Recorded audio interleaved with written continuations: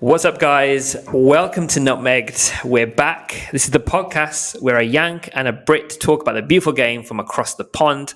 I'm Faisal, representing, of course, the UK, currently based in Dubai now, which we'll get into in a second. And of course, we've got Andrew holding it up in the US. How are you today, bud? Life is good, my man. I'm stoked to be back. We kind of took a little hiatus for our two life changes that we're both going through, which is pretty crazy and exciting things, which we can chat about. But I'm so stoked to be back and finally talking about nutmegged soccer things. It's time. We're back, and lots been happening in the world of football as well. It is all coming to an end as well. The league's coming to the end. We're coming to a really great time in the Champions League, which we'll get into as well. Clubs are going to be promoted. Clubs are getting relegated. So it's getting to that real kind of final confirmation part of the end of the season. Certain teams have already been relegated. Certain teams have already been out of the top four, which we'll get into. Of course, Manchester United is something that we need to talk about as well. There's also some great football being played by the Columbus Crew in the US, so we want to get into that as well. It's close to the heart, of course. So let's start off with the creme de la creme of European football. We're now in the semi-finals of what most people would argue is the best football tournament in the world football. It's got the best players. Manchester United aren't in there, so it hasn't got the best teams. But jokes aside, obviously it's got some of the biggest clubs. And we're currently in the semi-finals. So Andrew, you want to just start off with who we got in the semi-finals and what's the current state of play at the moment? Absolutely. The Champions League should be exciting because the four teams that are currently in these semifinals are all in decent form, enough so that they can really cause a problem for any of the other teams. So that's exciting. So our semifinal looks like this. We have PSG versus Dortmund. That's an exciting matchup. And then our other side of the coin, we have Real Madrid, of course, versus Bayern. So two German teams holding down the fort. We have a PSG team, of course, coming from France, and Real Madrid coming from Spain. So no Premier League representation in these final four teams. But just to look at each team real quick, we've got PSG. They beat Barcelona to get here in a two-leg matchup that kind of went a bit back and forth. But PSG, with their front three and these young players that they have, are looking quite dangerous. We'll talk about our favorites after we run through this really quickly, but they might be in that conversation for my favorite team to actually win it all, just because of the form that they're in. Dortmund also kind of scraping through. They ended up beating Atletico, just happened to have a good run of form and are competing well in the Champions League this year to get to where they are. I do think they'll have a tough matchup going against a PSG in the form that they're in. But if Dortmund show the form that have gotten them here, they can bring that to PSG. Maybe PSG has an off day, but I would pick PSG out of those two in that matchup. Then we have our other heavy hitter matchup, which you could flip a coin. Who knows who's going to win this one? Real Madrid, they won against City in penalties. If you've not watched the highlights, some awesome goalkeeping in that, and it was a super exciting time, especially to see City lose, because I hate them. Then they are taking on Bayern Munich, not necessarily in the best form, but they just have such good players that they're always in the conversation to be good, and they ended up beating Arsenal to get here. So some of those Premier League teams almost making it to this top four, but just not doing enough to get through. So that's what it currently looks like. How you feeling? Yeah, I mean, it's the Man City loss was a bit of a shocker for me. I kind of had them pinned down for the final comfortably. That would have obviously helped also the Premier League's coefficient.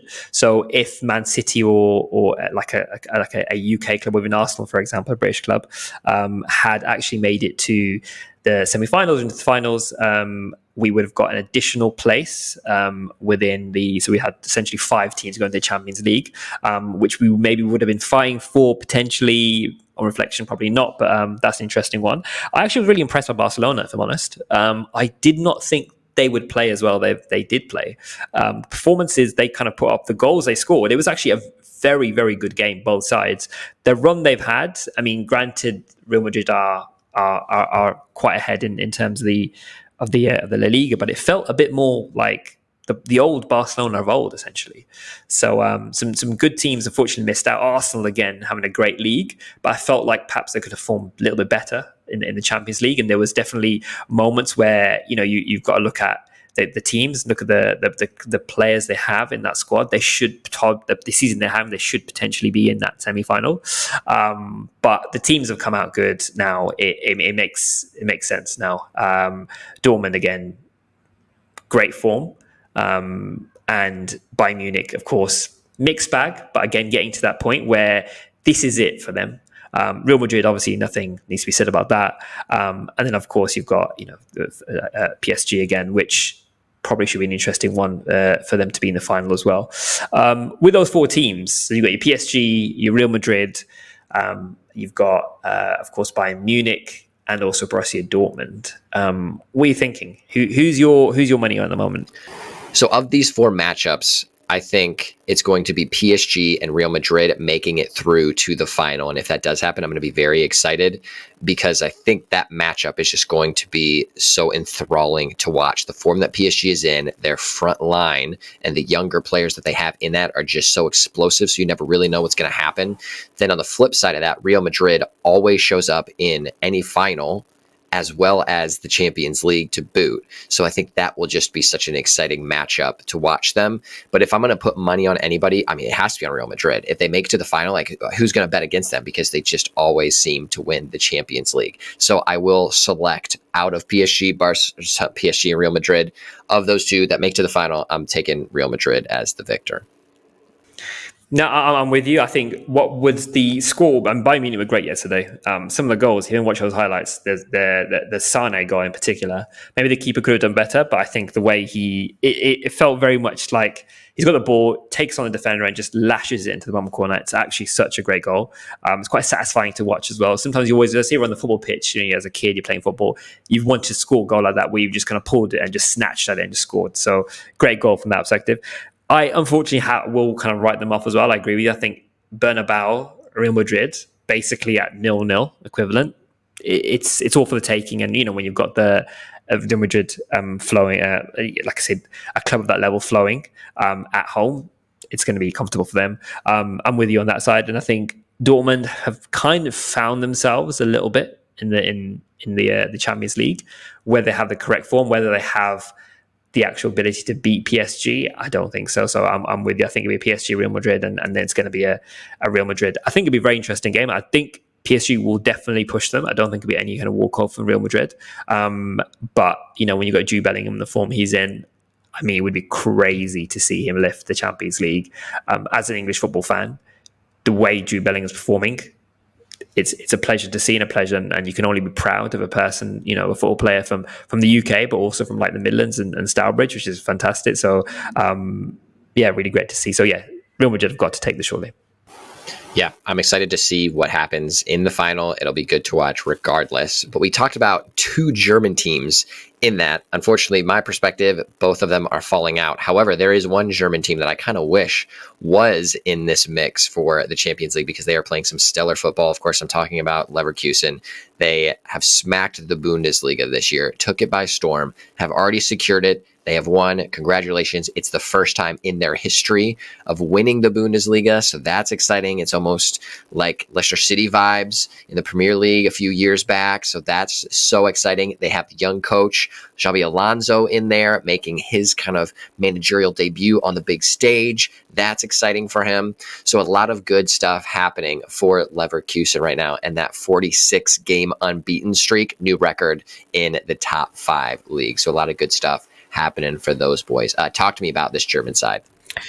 Well, Bayern Leverkusen, I think that's what we're going to call them, right? Like already wrapping up the Bundesliga, which is fantastic, great performances. But does that say a little bit about maybe the quality of Bayern Munich? Could Bayern Munich maybe push them a little bit? Or does that say more about Bayern Leverkusen? That's another question itself. But for me as well, like I said, the fact they're on for the treble at the moment, we were saying earlier, it probably isn't the official treble. So, you're having a domestic cup, winning your league, and also perhaps the Champions League is the official, I would say, Champions League. But obviously they've got Roma in the Europa League, which would be interesting. That's not an easy game, right? Let's be clear. Like, Roma are a solid team, they're doing well in Serie A, and when it comes to cup competitions, anything can happen, right? So it feels very much that they've definitely got a chance within the Europa League.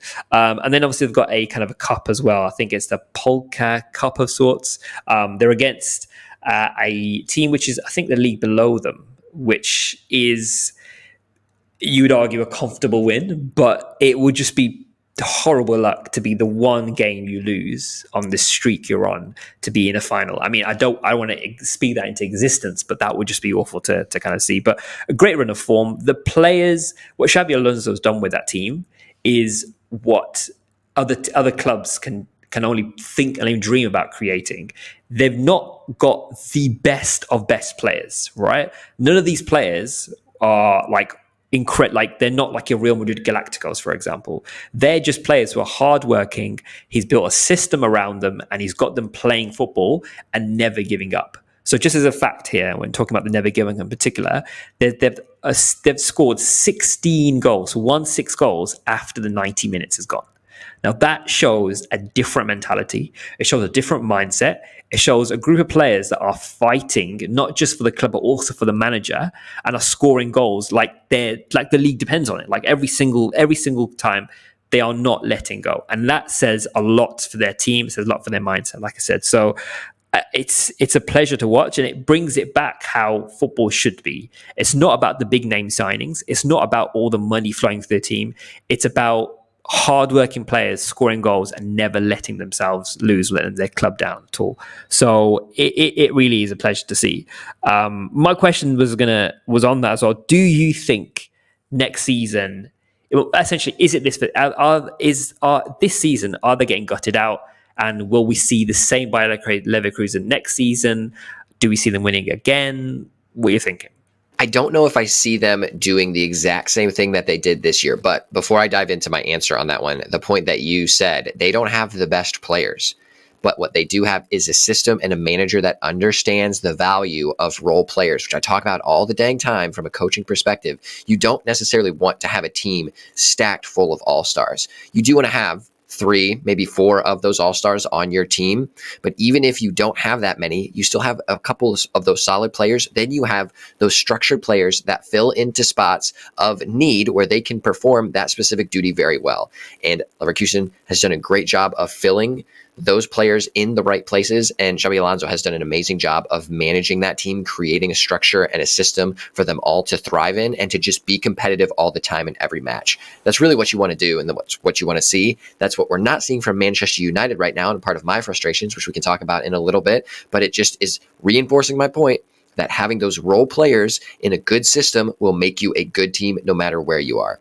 Now, when it does come to next year, if you would have asked me this question maybe 3 weeks ago before Xabi Alonso had his future ironed out, I probably would have said, I'm going to guess they're going to get pulled apart a little bit. Some of their core players are probably going to go to different places. I think that'll still happen regardless. But now that Xabi Alonso said he's going to stay for another year, I think that may try or force or influence the core of that team to stay maybe another year. And if that is the case, they can then bring in a few other pieces to replace some of those pieces that will inevitably leave and can still be quite competitive. I do think it'll be very difficult for them to repeat because Bayern Munich will say, okay, cool, this season has sucked. We know what we're doing. We need to restructure. If they can get their board in order and the organizational side on the club thing ironed out and situated and their manager thing kind of organized too, because Tuchel has been talked of leaving. It's just so much drama. I think if they can get rid of the drama, that will help clear a path for Bayern Munich to be more successful this next year and then to actually compete. I do think, though, Leverkusen with Alonso at the helm will still be competing for those top 3 spots in the Bundesliga, which I'm excited to see. Now, my question that I'm going to flip back to you really quickly is, so Alonso is staying another year. He's going to manage for at least 1 more year. So he said he thinks that this is the best place for him to develop. That's what he said. His name was thrown out there as Liverpool manager because we all know Klopp is leaving. So they need a new manager, which looks like they found it. But why do you think he's staying 1 more year? I have a hypothesis, but I want to know what you think. It's an interesting question because when I first heard the news, I did think, this for me doesn't. This sounds weird because you would argue a manager of this level who's quite a young manager who's had a really good season, and you'd think that perhaps you're at your peak. Let's go to another club of this level, like your Liverpool, for example, another top level club, for example. There's questions about at one point going him to go to Bayern Munich, which would really suck for for Bundesliga football, honestly, for German football in particular. But for me, maybe what I would say, and maybe I'm not in the mind of Xabi Alonso, but I would say I'd say he's probably an ambitious manager, and what he sees is he doesn't want to be considered perhaps like a one-trick pony. And what he wants to think about is, from his side, is this is a club. I haven't just built a team. I've built here a squad that is consistent and that's going to grow and get better. I'm not the sort of player. This isn't a flash in the pan. This isn't like a one-hit wonder situation. I'm going to show the Bundesliga and the rest of the league as well that I am good enough to take it to the point where maybe not win it, but maybe do top two potentially next season. But also on top of that as well, I'm getting to play and actually manage this club in the Champions League.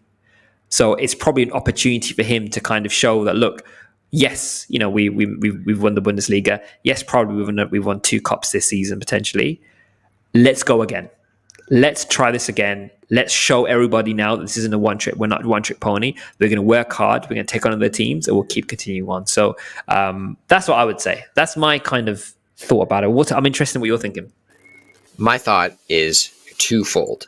I think the reason Xabi Alonso is going to stay at Leverkusen is because, one, he's talked to management and said, hey, I'd be open to staying another year, but I need a couple guarantees of maybe certain players that will stay, or a certain budget for bringing in new players, or maybe having more say as what players are brought in. I think that conversation was had, and he said, okay, cool. The things are in place that I would need to be successful next year. So that is a good incentive for him to stay. The other thing I think that influenced him to stay is that he could have a job anywhere. I think right now, with what he has done, any club would at least take a flyer and try to shove him into that managerial spot to see what he could do, because it looks like he can take a team, create some good structure, and make them a strong team regardless of who they're playing, and be competitive. So that second piece is, I think that he wants to be the next manager of Real Madrid. Now, that wouldn't be possible this season because Ancelotti is still there. However, there have been talks of him moving on, maybe wanting to manage the Brazil national team, so much different things about Ancelotti's future. So it looks like he is probably going to be out the door next season, just naturally, without any of this happening anyway. And I think Alonso wants to be the next manager of Real Madrid because I think he has had a good experience there previously as a player. So that is my hypothesis between the conversations he's had with Leverkusen, setting him up for success next season, and then the element of being the next manager at Real Madrid, because he's probably had those conversations like in back rooms of saying, hey, I'd like to manage there, but maybe it doesn't make sense right now. And then they tell him, hey, one more year, give us a year, maybe stay at Leverkusen, go somewhere where you can be there for a year, then you can come in and be the manager. I think that is what will happen. I like that. That's actually really interesting thinking, the way of thinking about it, because like pretty much any manager would love to manage Real Madrid, and for him to be able to stay and get those guarantees makes total sense. Like, if they don't get the team, then he's got a really good chance next season. There's nothing stopping him. On that Real Madrid thing, and moving a little bit away from Bayer Leverkusen for 1 second as well, do you think, and this is beginning about, do you think managing Real Madrid is the easiest job in world football? I don't know if I know what the easiest job in world football is. If I'm going to pick one, it's probably going to be managing a national team, just because you don't have to do as intensive managerial things. Let's go for club football then. World football, you're right. I mean, it makes sense. So let's go for club football, as in like it's probably the easiest of any club to manage, I would argue. I would say it's maybe in the conversation, but it probably depends on time frame, because there have been times where Real Madrid have not been in the best form, and there's so much intense pressure on you to be at the top all the time because you're a club of that stature like Real Madrid is. The fans, the management, everyone always demands that they're competing for the top trophies in the world. So I think if you come in a situation where Ancelotti's done a good job, he's more of a vibesy manager, people say, but I think he's really done a great job of managing the team appropriately. And if you do replace him after maybe a natural succession of him moving on to his next job without any sacking or anything, I think then taking over a dressing room with the nature that Carlos has created, I think is good. So I think whatever manager comes in now has a good situation on their hands. So it probably won't be the most difficult job. With that being said, though, things can change quickly in football in general. We know that. Just look at Barcelona with Xavi. I mean, he was going in. It sounded like he was the promised child. Everyone wanted him to be there. Everyone was excited. but he already then had said, oh, he's going to leave. Now maybe he's going to stay a little bit longer, but there's been so much drama of maybe Barcelona even want him out just because he hasn't been getting the results. So even though you come into a good situation, which it looks like the next manager for Real Madrid will, that doesn't mean it's going to necessarily stay that way. So I think right now it's probably one of the easier jobs just because the state of the club, but it can change pretty quick. Yeah, I'm with you. I think the two things my thoughts were when I kind of posed that question was, number one, I feel like it's a club that any football player is going to want to go to. So you've basically got the pick of the players. There's not one player that doesn't play for Real Madrid. So it's kind of like you've got it on easy, right? You kind of can just talk to anybody and go, yeah, we'll take you. That's fine. Every player's dream is to play for Real Madrid. So that's number one. Number two, you've got the infrastructure there. Like, you've got the whole team around, like the financial side of stuff is still there. Like you've got the Galacticos, you've got what people are building. You'd argue that La Liga is a fairly easy league, right? There's real competition really is from your Barcelona, maybe Atletico, but again, they're not really on form at the moment. So you'd argue you're probably kind of guaranteed a league at least, right? There'll be some dips in form, but you stick at it to the end. You'll probably make it. So those are kind of my kind of main reason. And then you're really kind of just hunting down the Champions League, and because of your Champions League pedigree, you're kind of in that space where you're looking at minimum semi-final. At final, probably pretty much. Whether you win it or not, that's another question. But I just feel like if you put that in comparison to, say, Man City, yes, Pep Guardiola's got quite an easy squad in terms of like he's got great players, but that's a harder league, right? And there's clubs around building now, like your Arsenals, like your Liverpools, for example, which is a bit more competitive. So that was my kind of thing. I just felt like if I could manage any club and I wanted like an easier route, I would say Real Madrid. I'd pick easily Real Madrid comfortably. I was trying to think as you were answering that, like what really would be the easiest job from a managerial perspective in club football. And some of the things you mentioned maybe make me think PSG, because the league, is quite easy. Some people are saying it's not even like a top 5 league anymore. So yeah, if you do have like the firepower, the finances, the little bit of legacy, I guess you could say, of PSG, or the clout that they have, like bringing in like some decent players, I think maybe that might be a little easier than Real Madrid, because I feel like there's less pressure on PSG, perhaps. Yeah, I don't know. I'm going to have to think about that. Like, what is really the easiest job in world football for clubs? We'll have to have that as a conversation at some point. But now let's talk about one of the truly top 5 leagues, the Premier League. Let's take a glance over in that direction as we are nearing the end of the season already. Time certainly flies when you're having fun watching some beautiful soccer being played. So that being the case, do you want to talk us through what it looks like? I'll start us off really just quickly, though, with the relegation situation, because we already have one team that has secured relegation, unfortunately. That is Sheffield United. Not something that we were surprised by. We've seen their form all season. They're sitting on only 16 points, and they are already in a situation where they would not be able to even win out the rest of their games to get them out of that relegation zone. So we shed a tear for Sheffield United as they will be playing in the championship. But then talking about our current relegation standings as well. So Sheffield, of course, the bottom. We have Burnley at 19 and Luton Town in 18.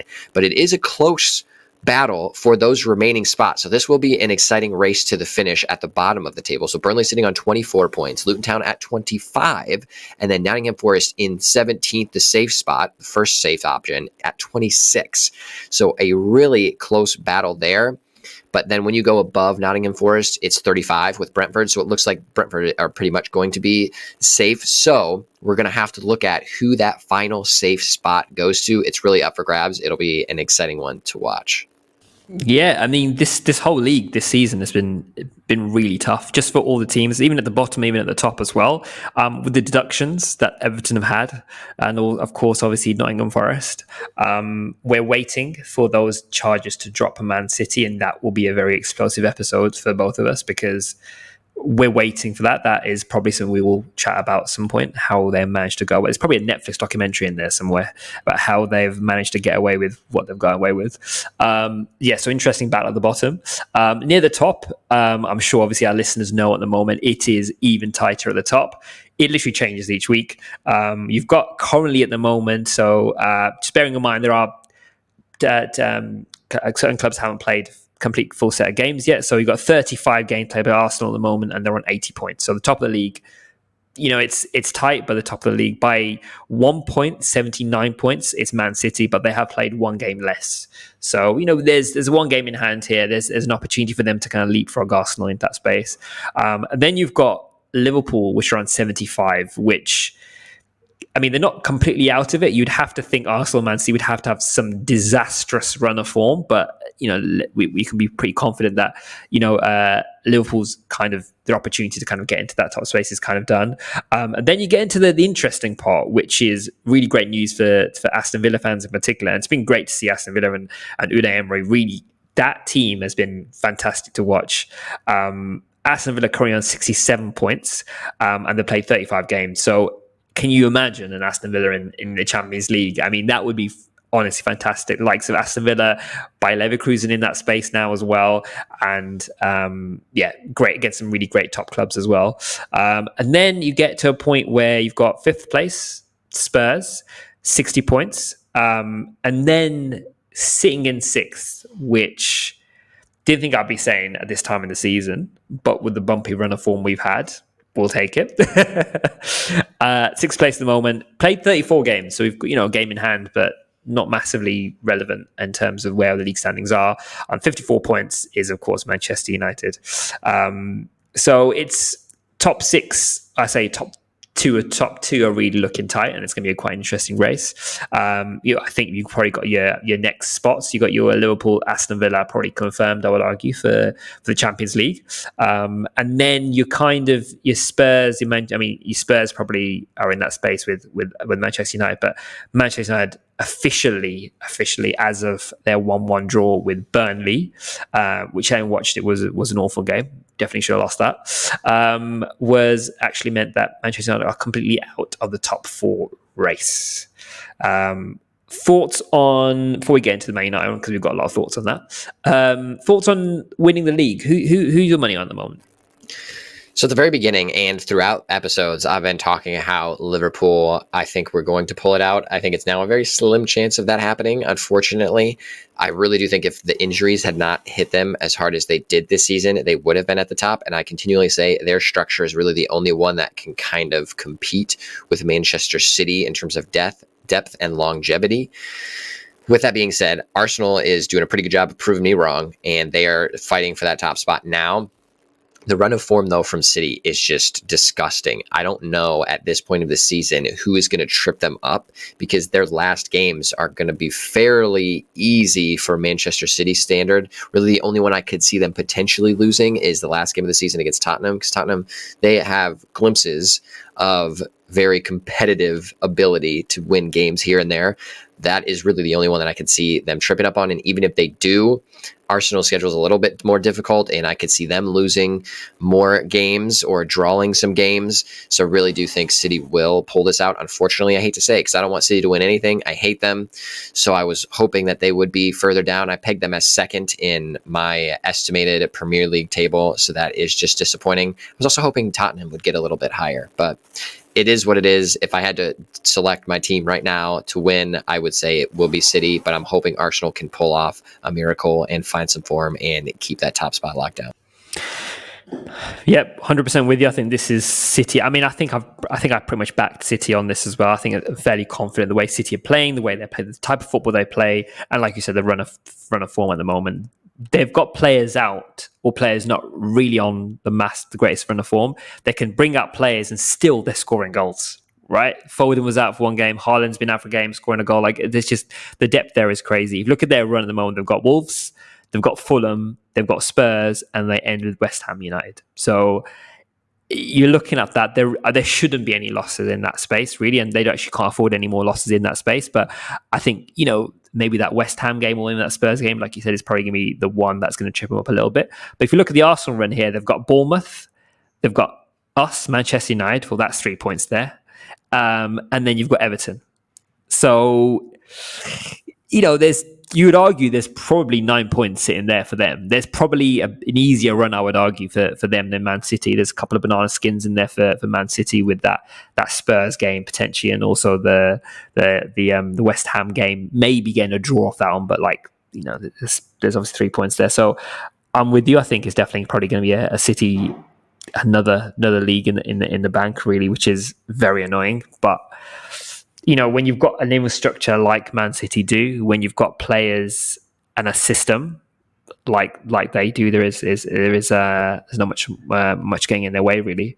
So who are you thinking for that kind of like? So Man United officially out. So is it a case of Spurs and is it Spurs and Villa fighting for that fourth spot, you think, or is it just Villa? Yeah, I think it is probably set actually how the table looks right now, with Liverpool being at 75 and then Villa having 67. That's a pretty big gap to be able to jump unless something crazy happens. And then under the Villa is Tottenham. So with they having 60 points, I feel like that's a pretty big gap to jump as well for them. So it looks really pretty solidified for what I envision the end of the season looking like. I mean, Manchester United, I just don't have any faith, and the form guide doesn't show it either, that they could even try to make a run to get up to fifth spot. I would back Tottenham more than I would back Manchester United for sure. I mean, while we're on this, and we've opened the can here a little bit, so as I said already, Manchester United out of the top four race. My question to you, and there's probably a lot of time for this, but what do you think has gone wrong this season? Just for context here, we're out of the top four race. There's an FA Cup final we have left against Man City, but it's against Man City. That's it. That's all we're running for this season. What went wrong, do you think? There's so many things that went wrong, and I've been a proponent of keeping Erik ten Hag for a while, and I'm maybe not as much on that boat anymore, but I don't think really the problem stems from him. I do believe that there is just so much disorganization within the club, specifically like the back/front office. That is where everything stems for me, for all the issues that Manchester United has had. Now, sure, you'll have the Sancho issue. You'll have some of the other player drama that's happening, and maybe a different manager could have managed that better and fought through some of the adversity and disorganization that the club brings to the managerial spot. However, I don't think Ten Hag did that well enough, and I don't think bringing in another manager really would have made that much of an uptick anyway. The silver lining for me is that they're slowly starting to get more things structured and organized because Ratcliffe has come in and now is setting up some processes. And we all knew it was going to take a while, so we're not going to see an immediate bounce in points or direction for Manchester United because all of this takes so much time. And it's the same with any type of organization.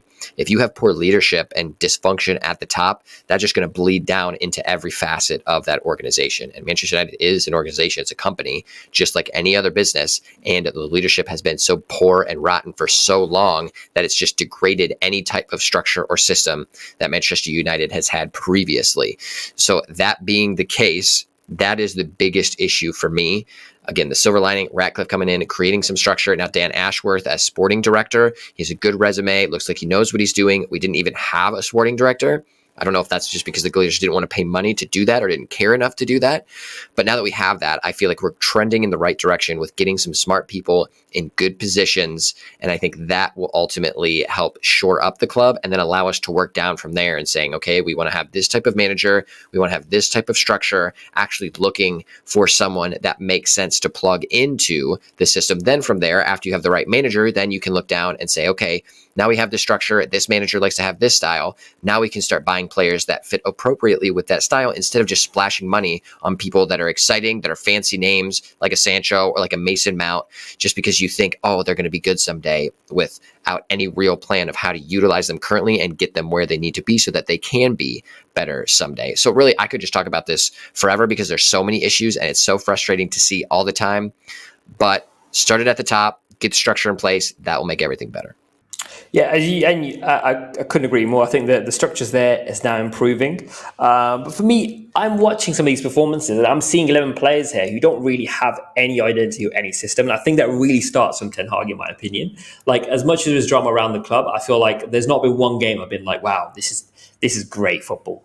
It feels like it's 11 players that have decided to come on the pitch together and just trying to kick a ball around. And there's definitely been times where I'm like, this team could comfortably be in a relegation battle at points. There's been some performances that have been truly awful.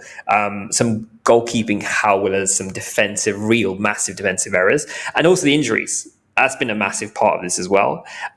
When you look at Luke Shaw, for example, there was a stat the other day that I read where he's only played in his, I think maybe how many 8 years potentially that he's been at Manchester. He's only played 50% of those games in his whole time. Like the rest of the time he's been injured. There's definitely an issue here where, for example, Mason Mount, I actually see him very, very rarely as a player. He's out for most of the season. There's definitely something that's going on here where I don't know whether it's what we're doing in training or something at a level. So for me, I think it's down to 2v1. I think it's number one. Unfortunately, I think I say it pretty early, but for me, the Manchester United FA Cup against Coventry really for me really sealed me firmly in the Ten Hag out camp. I think this is it for me. I think what real was the nail in the coffin for me was after that match when Manchester United performed awfully. We've taken Coventry City to penalties and we've let go a 3-0 lead. It is, you don't come out and say, yes, it was a good performance. We began in the first half. We played well. You just have to talk to the camera and to be honest, say it was terrible. Right? Like there's no one should be, in my opinion, no Manchester United fan should be celebrating that victory in any capacity against a team that probably deserved it and probably would have been in their history with an incredible achievement. And Man United are just going to go in there and just lose to Man City. Like it is really frustrating to watch. So Ten Hag for me is the real culprit in this, and I think this is his time. I think this is the end of the season for him to really check out here. To keep things moving, in my opinion. But not happy. I agree. I do think Ten Hag is not the manager for this job. The problem for me, though, is we've seen it with players. We bring in good, talented players, but then there's this thing where once they're in, there's either some drama or they end up not performing well, and we just kind of beat their future into the ground. I feel like that same thing would happen with a manager that we would bring in. So if there's a manager, let's say a Xabi Alonso, we would convince him to be the next manager for Manchester United. Not going to happen ever. But if we somehow made that happen, I would still be weary that he wouldn't have a good time and be able to manage appropriately because the organization is just so in flux. There's no organization structure at all. So I would just be so hesitant to bring in any manager and say that they have the ability to fix it like they did with Ten Hag. I do like Ten Hag's style. He's a little bit more authoritarian, kind of like a similar way to Alex Ferguson was. And I enjoy that. And I think you have to have that like structure, especially when you're dealing with high profile players at a whole high profile club like Manchester United. But for me, yeah, I'm happy to say Ten Hag out. We need a new thing over there. We need a new manager. But at the same time, before we do that, I want to get that structure in place so we can at least set the manager up for success. But yeah, I have not seen anything special that really makes me hold tight to Ten Hag. I'm happy to send him to his next job and wish him well. Well, I'll then start on my take it or leave it, which links into Manchester United. And I think, like I said, I'm interested to see what your thoughts on this is. But my take it or leave it is, and you know how I feel about Manchester United at the moment, I don't think personally anything will change next season. And my take it or leave it is Manchester United do not make top 4 next season either. That's a good one. That's tough. I'm going to leave it and say they will not make the top 4 or take it, however that is. I don't think they're going to finish in the top 4. Yeah, I'm going to take it because I don't think they're going to make the top 4. There are just too many other good teams that are figuring out how to be successful without having a ton of stars. Like I keep saying, having those right players in the right positions. So you think about like Newcastle or West Ham or maybe Chelsea gets their stuff together. All of those teams not even in the top 5 conversation, but they could be next year if they do the right things in the off season. And then we look at the top of the table. I don't see Arsenal, Manchester City, Liverpool really going anywhere. And then maybe Tottenham can get a few things structured so that they can be a bit more competitive to try to get that 4 spot away from Villa. And then even just Villa probably going to bring back most of their players next year and maybe be just as competitive. I don't really see Manchester United being able to do enough to get up into that conversation. I do think, though, they'll start to be better and play a bit better next season because now those pieces like that sporting director are getting into place. It just takes time for the impact to be felt from those types of things. But yeah, we're not even close to where we need to be in terms of back and front office situations.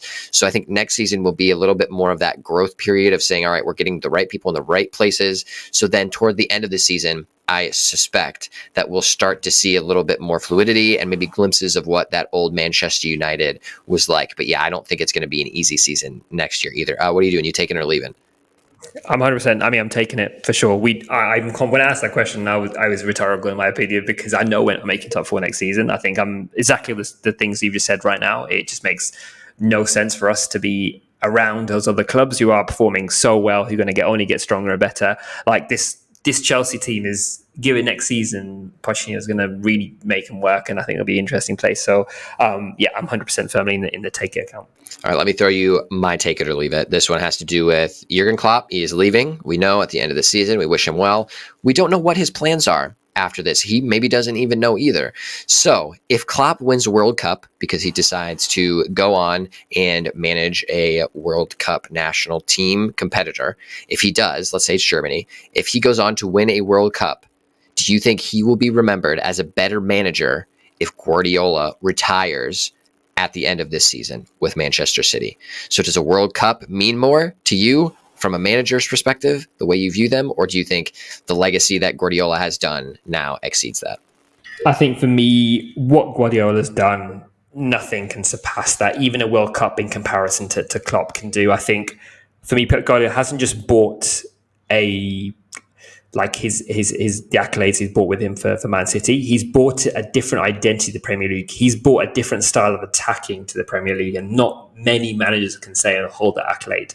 Right? There's no two ways about that. What he's done with his Man City team, the way he's done for Champions League, the treble, for example, like it pains me, but for me, treble over World Cup, 100%. There's like, how hard it is to be in those competitions, to be against such a difficult Premier League and still win, to be against such a difficult Champions League and still win, and also pick up like a cup, which again is a domestic cup, but still against some essentially Premier League players. Like it's a tough league. It's one of the best leagues, and a World Cup, you can have a really good tournament and then fall off. Like a tournament is a very different to a Premier League. Requires stamina, it requires endurance, it requires players really week in, week out training.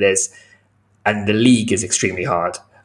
So I will 100% say that even if Klopp does win a World Cup, I think Pep Guardiola, that doesn't really affect. I think Pep Guardiola will still have a bigger legacy. However, the big caveat this really hinges on is these charges. And, if these charges come through, does that affect his legacy? Argue yes, because then there's obviously it's cheating, right? Let's be real. Some of the charges that are laid out, the money has been shifting around. You can't have that. That's not. I'm not having that at all. So yeah. So yes. So no. Klopp winning the World Cup does not affect Guardiola's legacy, and yeah, that's what I'm gonna go with. I think I'm going to take it. I think Klopp will be remembered as a better manager, at least in my perspective. I think the charges are a big thing. And like out of the over 100 charges, you telling me none of those are true? I don't know if I would end up believing that. And we know they do sketchy stuff with money. And like one of the higher ups at Manchester City then also came out in an interview a while back and said, we're just going to pump a bunch of lawyers into this situation so that we can kind of prevent it from happening or make it go away. Like, I don't love that stuff. They've not been very transparent about this whole situation. So I'm not a huge fan of that. And that kind of goes into the piece of where there's a caveat for Guardiola. He is essentially a manager with an unlimited budget because they have that Middle Eastern oil money. So they can really buy whoever they want, best training grounds. Literally, money is not an object. So that is how they become such a good team so quickly. With that being said, I know that Guardiola is a tactical mastermind and he is a phenomenal manager. And I think that he really would be a great manager for any team. But I think he would be at the same level as Klopp would be if he didn't have all of that money, because Klopp is also a phenomenal manager. So if I were to take them both and put them in some different type of team that doesn't have unlimited funding, I would love to watch that matchup because I think it would be so even. Now, I hate City just in general for some of the reasons I mentioned, but also because they are a rival of Manchester United and because Guardiola didn't end up high-fiving the 2013 MLS Manager of the Year in the final when he was managing Bayern Munich. I was just not a fan of how he handled himself in that situation. So a lot of things I do have some bias against City and Guardiola, but I think if Klopp is able to take over Germany, a side that is in disarray, bring them to a better situation and winning the World Cup, that would be so impressive. And then if I see Guardiola retire now, I just don't think he would have had the challenge of managing another team to be as successful as City was. So his other managerial feats, awesome. I know he's a great manager. That's not negotiable at all. We understand that. But to see him be better just because he happened to be the manager of a team that had so much money, that just makes me feel like it's almost like a little asterisk. Like, in baseball. So there is a little asterisk that goes next to players that get into the Hall of Fame if they've used steroids or something of that nature. I don't even know the rule very well, but there's always like a little asterisk next to their name because they were found guilty of using steroids. I almost feel like there's a little asterisk there just because like he had unlimited money. So that of course makes your job a lot easier.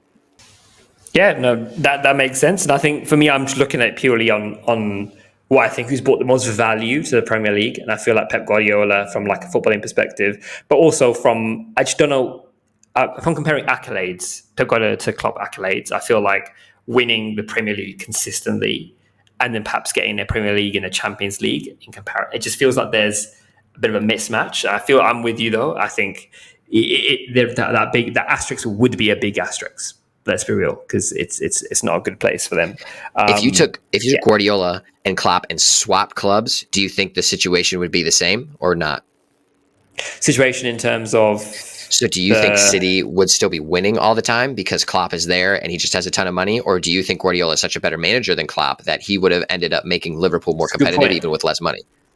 That's a really good point. I think that's a really tough one. Because for me, that if I see Pep Guardiola in that Liverpool team, I think Liverpool win 100% way more comfortably. I think I see them winning way more Premier League, winning way more Champions League. I feel what he does football. I mean, what he does with strategy, he would build that team up to be an absolute monster of a team. I would argue still. I feel like that, and I think Klopp, yes, he would do well. I think it would be very much like a Real Madrid thing where he's got the best players and like. Klopp's a good strategy, but like it just feels like for me, Pep Guardiola and Klopp are two very good managers, but very different managers with different club ethos. You can't. They're in the same bracket because they're managers, but at the end of the day, their approach to football and their strategy is very, very different. That management that Klopp has is probably very different to Pep Guardiola has. Like there's a very different mindset, different tactics in terms of how they build their games up, and I feel like they've built their clubs around their systems, and I feel like Guardiola is a better system than clubs. Not to say they're both amazing managers, but I just think their system's a little bit better for Guardiola.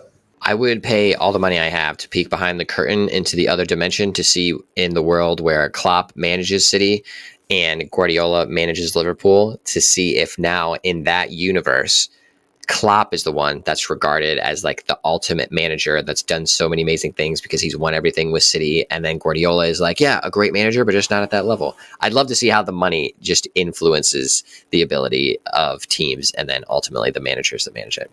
Who knows? We'll never see. I don't have enough money to build that type of machine. So it is what it is. Let's move on to Columbus Crew. Let's do a bit before we get into the final nutmegs. I want to give you an opportunity to talk a bit more about Columbus Crew and talk us through that. Yeah, absolutely. MLS season is underway. I know we don't talk about the MLS a whole lot on this podcast, but for good reasons, because I don't love the MLS myself, but I do love the Columbus Crew. They're my local team. They're the first team that I watched as a kid, and they are slapping, which is great. They had a phenomenal season last year, winning the entire thing, so that was wonderful. But this season, they've started off decently strong. Now, though, there's a cup competition that I want to talk about specifically that has made the Columbus Crew the talking point all around American soccer. That is because they are currently in the CONCACAF Champions Cup. It's kind of confusing. It's like a cup competition that is similar to the Champions League. It follows kind of that same structure overall, but it's between the teams in North America and Central America, which is ultimately kind of just all North America in general. So it's mostly Liga MX and MLS competing against one another to see which club out of those two leagues is the best. So what has happened now, though, the Columbus Crew are making a run. So they have beat Tigres, team in Mexico, usually one of the best, always a very competitive team in Liga MX. That is the first time an MLS team has ever won a knockout match in Mexico. in this competition. So first time that has ever happened where an MLS team has gone down away and won a knockout game, because the atmosphere in Mexico is just so insane and intense, which is awesome. We'd love to see that. But even when we're talking about U.S. men's national teams going down to play in Mexico in the Azteca, or any type of Central American type of team or atmosphere as well, it's always very difficult. So to see the Columbus Crew do that is awesome. And it's the first time ever. I'm glad the Crew were the ones to do it, to break that record. So that makes me hope that they can make it to the final. And that is not only because of that situation, but because they have a 2-1 advantage going into the second leg against Monterrey. Monterrey, just like Tigres, is another powerhouse of a team in Mexico. To already get that result is amazing. It was on home turf, though. So that's what is going to make this difficult, because now they have to go to Monterrey and be able to defend that advantage that they do have to then make it to the final, which will be against Pachuca. So that will be the final, because they've already made it. Pachuca's there. They have gotten through. Congratulations to them. But now it's up to Monterrey or the Columbus Crew to be that final spot in the final for the CONCACAF Champions Cup. That game, actually, the Columbus Crew game versus Monterrey, happens today at around, I think, 10:15 p.m. here, Eastern Standard Time. So hopefully for the next episode, I'll have some good news about the Columbus Crew advancing to talk to you guys about. Nice. It's always really interesting learning more about that side. Like I said, we don't talk about the MLS enough, but hearing that and hearing the excitement potentially around the Columbus Crew getting to that space, I think is fantastic. So we need to do, I think, if they do get through, or we probably need to break this down a bit further and learn more about that, because I think that's great, especially for our fans, more of our UK and European fans, to learn more about that side of it, because, sounds fantastic. Getting into the final part of this, let's close off with our Nutmegged of the week. I was just going to go through mine first, just so we can give you an opportunity to think about yours. But mine links back to Manchester United, and it adds to the annoyance I had after that, watching that game, was Anthony. You probably know what I'm going to say here. Anthony cupping his ear to the commentary players when the last penalty we score goes in. I don't know what he's thinking. I don't know where he thinks he is, or whether he was watching that game, and even considering what the performance was, but just really poor, very poorly timed, and a terrible, it's not cool for commentary fans, for commentary players as well, to see that, especially the Manchester United level, to be doing that. So for me, it's a big nutmeg. Anthony, watch yourself, bud. It's not cool. And on top of that, his form has not been great. So to do that in that type of situation against a lower tier team in a game you should be winning of Manchester United's caliber, yeah, it's just cringe. You just don't love to see that. So a lot of stuff not going Anthony's way. My nutmegged for you is actually MLS related of sorts. So Don Garber is the chairman of the MLS. He's like the figurehead of all of it. I don't love him. A lot of people don't love him, which it is what it is, but he is not wanting other leagues to play in the U.S. So I have to break this down a little bit, because it can get kind of confusing. So FIFA is likely to allow teams to play official league matches abroad after a court case concludes. There's essentially a court case out there that's happening that is trying to tell FIFA that they are allowed to play sanctioned league games. So, for example, like a La Liga match between Real Madrid and Barcelona that counts for points in the league can be played abroad in another country to open up the market, bring in new fans, all that kind of jazz. So it looks like that will probably end up happening, as like the NFL does. So the NFL plays games in London and in other places across the world. If that does happen, they asked Don Garber about that situation and what it would look like for MLS, because they're thinking the MLS won't want that to happen, because the other leagues are already more popular. Then you're bringing in more leagues to actually play games that matter in the United States. That's going to draw more fans' attention away from the MLS. Of course, that makes sense. Don Garber essentially saying that is pretty much the case, that he's not a big fan with some of his comments. So here's a direct quote from our boy Don Garber. I really care a lot about those people that are investing in the game, doing the work, building the game for the next generation, investing in infrastructure and player development under the guidelines and requirements of our federation and confederation. The reason I say this comment from him is because two things. He is saying under the guidelines and requirements of the federation and confederation. That obviously means that he doesn't want them to change, because as long as that confederation is saying you can't do external league games in other countries, that's just the rules. He wants, obviously, the rules to stay the same. Fine, whatever. I mean, it makes sense for him to not want to drag MLS fans away to look at something else.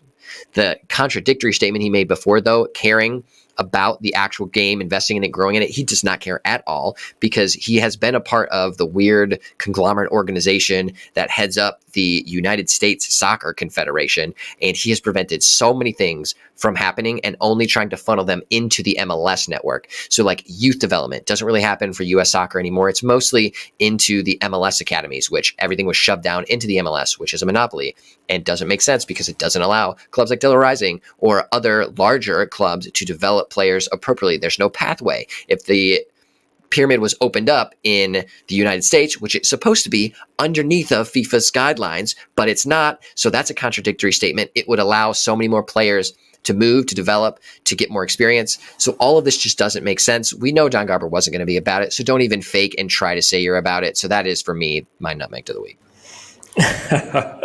It is a shambles, isn't it, really? Like I said, a person on that level saying things like that, when you want your clubs to do best. It works for you as an organization. It makes sense to bring in players, to bring in that environment, create that environment to succeed in terms of the MLS. To not do that, it just seems, it's kicking yourself in the face, really. It's just a nightmare. Not good. Let's close this episode. It's been great speaking to you as always, bud. It's been a lot to discuss. We covered a lot of really interesting stuff, so looking forward to catching up again, and of course learning more about some of these, what's happening in the Champions League, what's going to happen in the Premier League. We're looking forward to it. Lots of exciting stuff on the horizon. Hopefully we'll see you guys soon. Final words, Andrew? Final note, actually, also, I want to hear from you too, just like a quick life update for all of our followers, because we took a little break so that we could get our lives sorted over here. So like, I am now the new head coach of Terra State soccer team. So I am coaching our men's team here, and it's been a fun new learning process. So I've been here for about 2 months now, trying to get recruits in and building up the soccer program. So that's been a new exciting challenge, but I know you have moved somewhat across the world. So tell us about your next adventure. So as at the top of the show, I am currently now in Dubai. So moved from Dubai in January.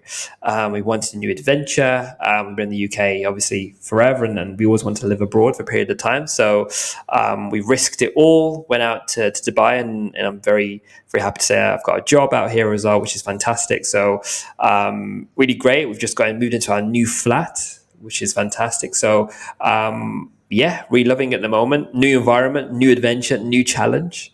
But really excited to be out here in Dubai. But obviously still reporting in UK football because, that's our true love. But that's just to say, Nutmegged is back, baby. Have a great afternoon, evening, wherever you are. And hopefully we see you guys soon. Enjoy. Peace.